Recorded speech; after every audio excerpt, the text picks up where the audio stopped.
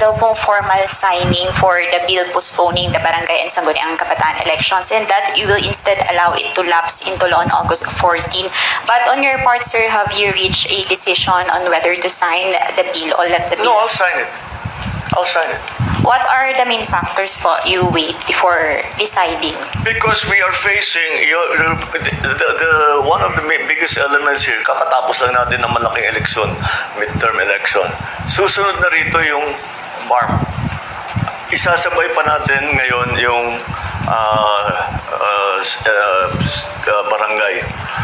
Masyado ang COMELEC actually nagsasabi hindi namin kaya dahil ang hindi naman kailangan nating tutukan yung BARM.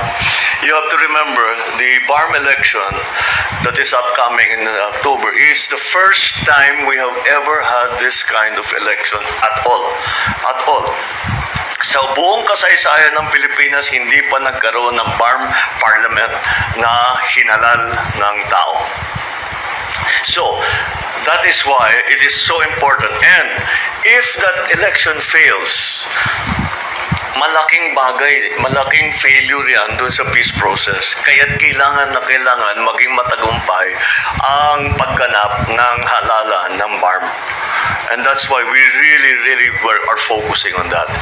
And again, of course, the local officials are saying we just finished a local election. Magkakaroon na naman tayo ng barangay election. Parang ganun din. Halos ganun din. So we with a view on the Supreme Court decision that we cannot shorten the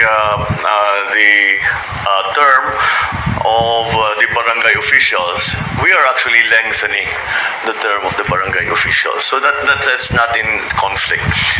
So I think the most sensible, the most common sense solution is to postpone.